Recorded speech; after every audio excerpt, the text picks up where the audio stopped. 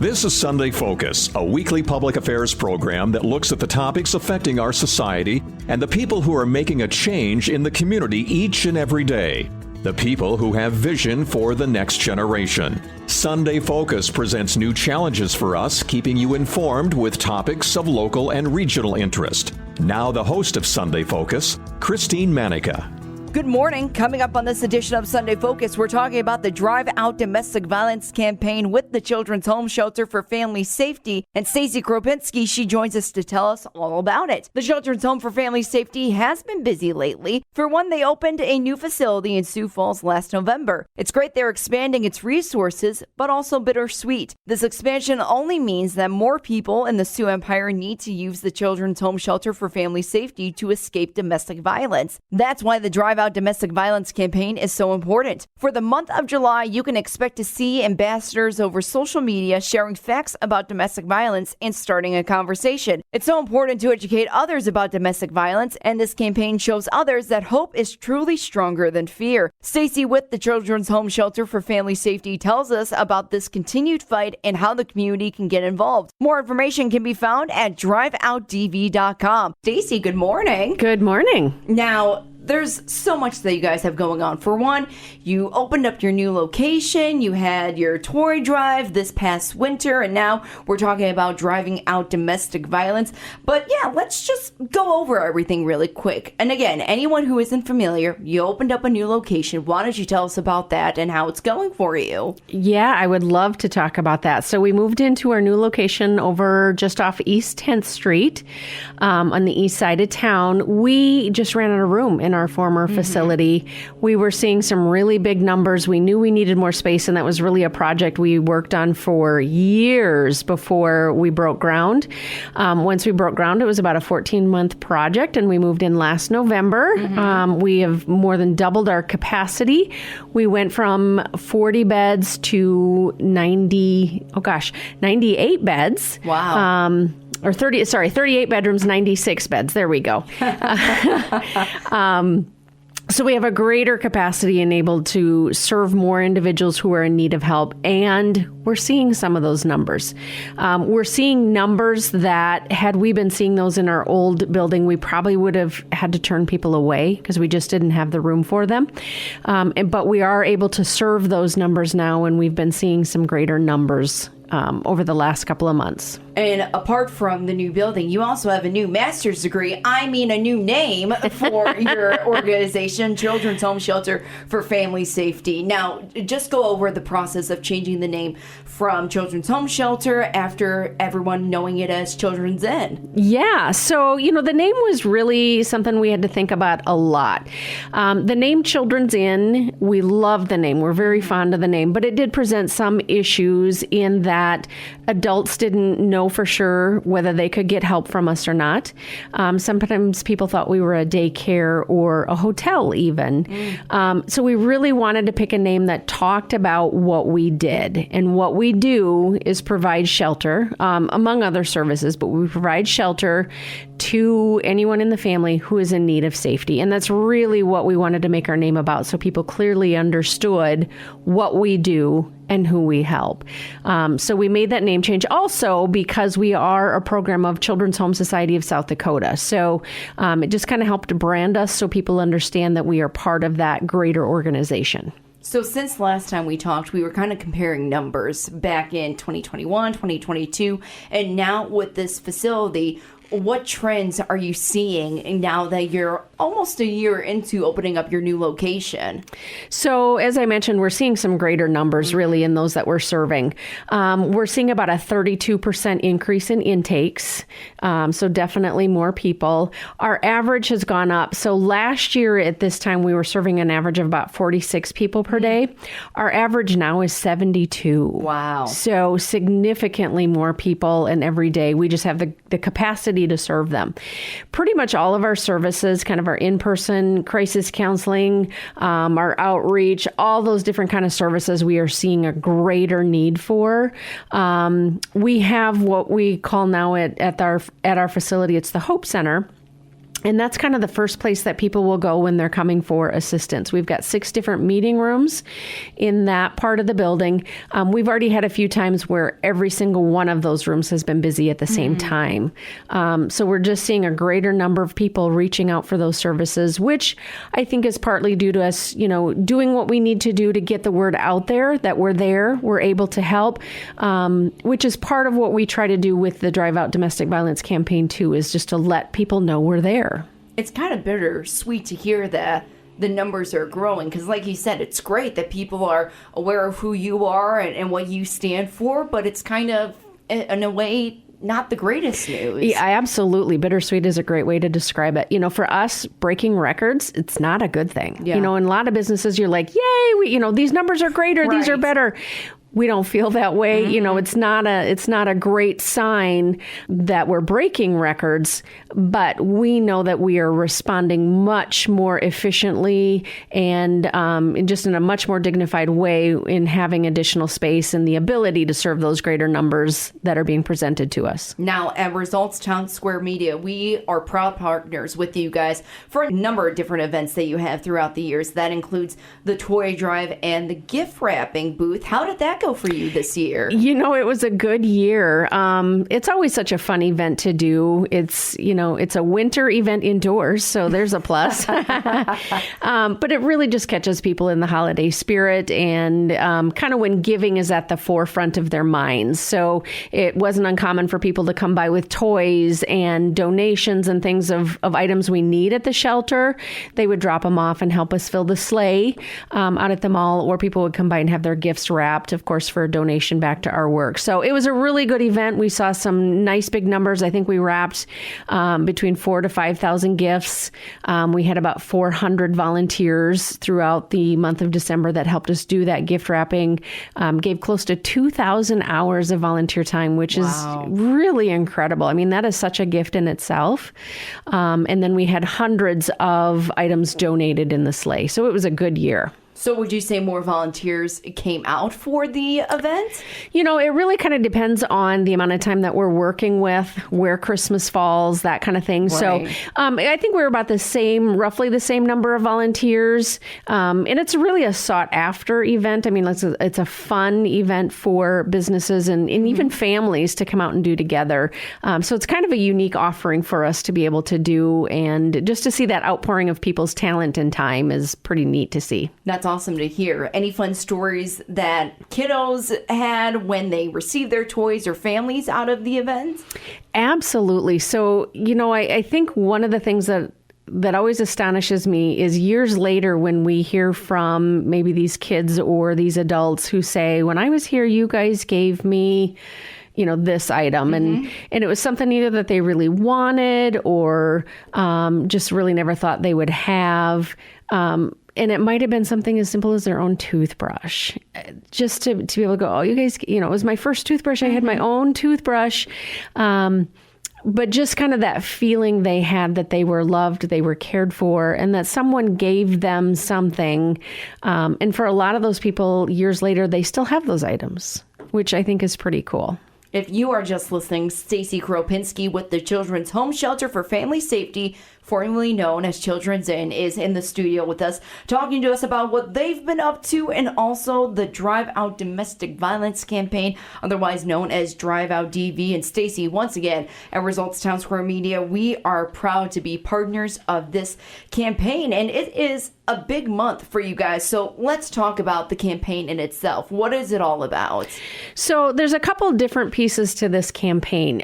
For us, it's really important to keep our work out there for a number of different reasons. So people know we're there. People who need our services know that there's an organization out there that can help them. Mm-hmm. They know where to find us because of, the promotion we're doing through this campaign with the social media posts. People understand what our work is and what it is that we do. So if they need assistance, they can send someone our way, or if they're needing assistance themselves. So first and foremost, it's making sure that people know how to reach us and find us.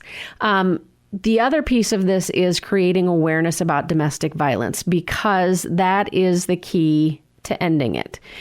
So we really encourage people to learn something new through this campaign, maybe something they didn't know before. Go check out our Facebook page, check out some of those numbers. They're kind of startling about the prevalence of domestic violence in our community. And so we're just trying to get those numbers out there, create that awareness, and making it okay to talk about, because we don't want this to continue to be something that happens behind closed doors and people think they can't talk about it. We want people to know they can talk about it. So we're trying to open those doors as well. So through the use of our ambassadors, which you are one of them, thank you so much. Yes, you're welcome. But our ambassadors are helping to raise that awareness and talk about domestic violence so that people understand it is okay to talk about. And then the last piece, of course, we are trying to raise funds. And so we're trying to do that through this campaign as well. So with the move to our new facility, about 75% of our budget every single year relies on charitable support, which means events like this, like the gift wrap booth, like the Media One Funski, all of those are so important to what we're doing because those funds have to come from somewhere, because we don't charge our clients money to receive those services. We feel that everyone deserves to be safe. No one should have to pay for that safety, so we don't want to charge our guests that are in need of those services. But we do have to continue to fundraise to come up with the money to be able to support our work. Drive Out DV, you mentioned it's all about having people feel comfortable talk about domestic violence and also giving them some information that they may not know about. I remember when I first became a media ambassador a couple of years ago, this sticks out in my mind. 1 in 4 men will experience some form of domestic violence in his lifetime. And we don't talk about men too often. It's always about the women and the children. Yeah, we've always known that it's a need for men as well. It just is not as prevalent, but it definitely still happens. With our move to this new facility, we are able to expand that service so we can actually house men who are in need of a safe place to go as well. We couldn't do that in our former facility, and we had to make other arrangements. So we are able to do that in our facility now. We have support groups that are for men. We've got counseling for men as well. Domestic violence, it does not have a box demographic where everybody's going to fit in this little box. It can impact anyone, any age, any gender, any socioeconomic status, education level. There really is no parameter when it comes to domestic violence. We have seen individuals as young as 24 hours old who are impacted by child abuse or domestic violence, and as old as 93. Wow. Yeah, so that's kind of our age demographic. And like I said, there's really no specific parameter that fits someone who is impacted by domestic violence. The other thing with domestic violence is not only does it impact, some family members directly, but it's kind of that ripple effect. It really goes out and impacts other individuals indirectly. And what we really see is this cyclical happening of domestic violence where it kind of passes on from generation to generation. So what we're really trying to do is interrupt that cycle and break that cycle. And educating is key to that. Some forms of domestic violence, too, you can't really see. There are mental forms of domestic violence and just kind of being sheltered in a way. Absolutely. There's, isolation, which here in South Dakota, our ruralness can be such a blessing. But in a situation of domestic violence, it can also be a curse where you're, already physically isolated from other people. And it makes it a little bit easier for a perpetrator to make that happen. Absolutely. There's verbal abuse. There's emotional abuse. There's financial abuse. There's sexual abuse. There's so many different pieces of it beyond just physical violence. And we also know that in a situation of domestic violence, it's not a one-time thing. It's not a, hey, I got out of that situation and it's over. It's really a process as opposed to an event. And so we are committed to being there for the long haul. We want to be there through I got out of this situation. Now what do I do? And now I'm kind of dealing with these feelings from being out of this situation.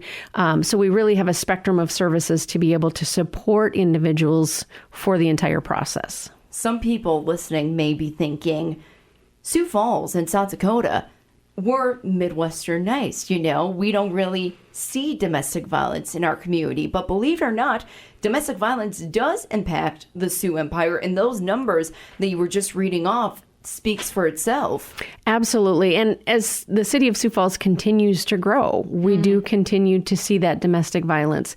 But you're right, you know, Midwestern nice, that doesn't happen here. Right. Domestic violence doesn't happen here. You know, we serve Sioux Falls and Minnehaha County, but also Lincoln, Turner, Union, and McCook counties. We see it in every single one of those counties where domestic violence happens. So just like the demographics for people, you know, their locations also does not limit them from being a victim of domestic violence. It can happen to anyone. Can you recall, just from since when this campaign started, how many phone calls you've received from individuals, or how many people went to the shelter in order to receive that kind of help? You know, we've had, like I said, just greater and greater numbers of individuals reaching out for assistance. We've had, I do recall specifically, this has been a few years now, but I do recall a woman who reached out to us for help, and she said, this was back in kind of the newspaper days, you know, when that was a bigger production. But there was a story in there as we were doing one of our fundraising events, specifically with Vernady Motor Cars, and we were talking about the work that we do. So there was a newspaper story on it, and this woman reached out to us, and she said, you know, I'm pretty new to the community. I'm impacted by domestic violence. I don't know anybody else here. But I was reading the newspaper, and I saw this story, and so I'm reaching out to you guys because I need help. I didn't know where to turn. So just specifically because we talked about that event, she reached out to us for help and was able to get out of that situation. And that's not an isolated event. We have that happen because we want to continue to be at the forefront of people's minds. So even if it's not you that's impacted by domestic violence, maybe you run across a coworker who's impacted and you say, I know a place that can help you. Let me help you call.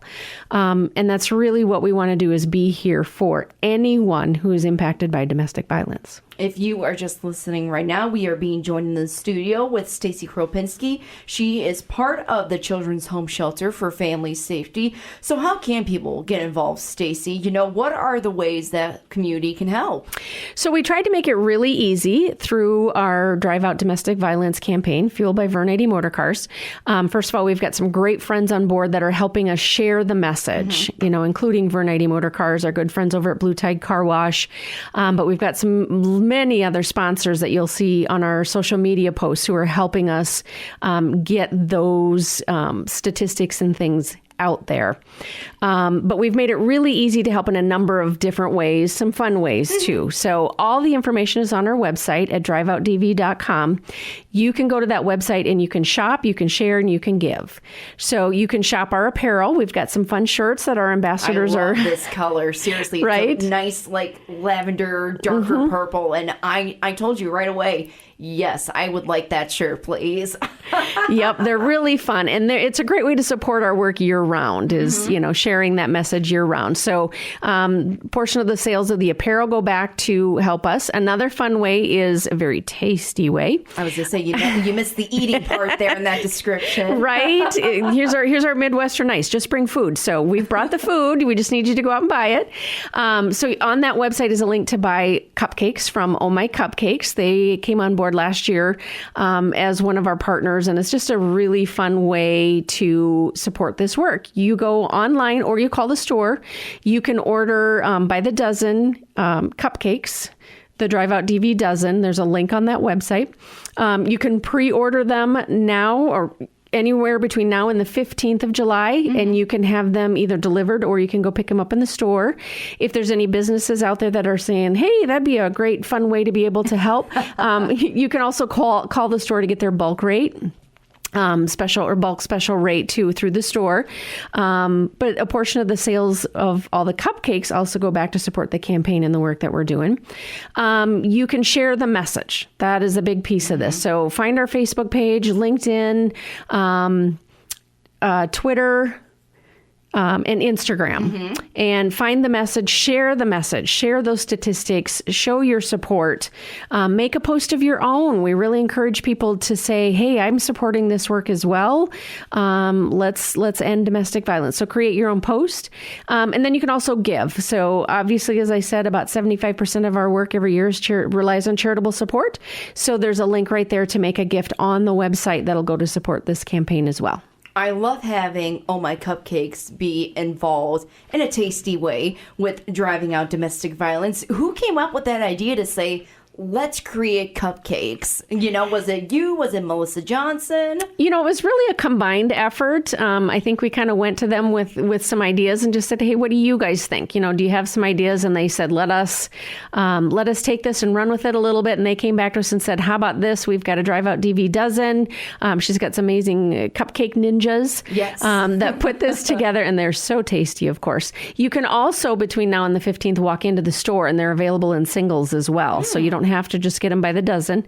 But yeah, we just thought, that's a really fun way and a tasty way, of course, to be able to give back to our work. It was good timing for Oh My Cupcakes to be able to partner with us. And so yeah, we just kind of took that partnership and ran with it, and it went really well last year. So we were very excited to bring it back this year. There's a cool design of a driver's plate on top of the cupcake. There's also purple sprinkles. I'm a fan of that. And you can get them in chocolate, vanilla.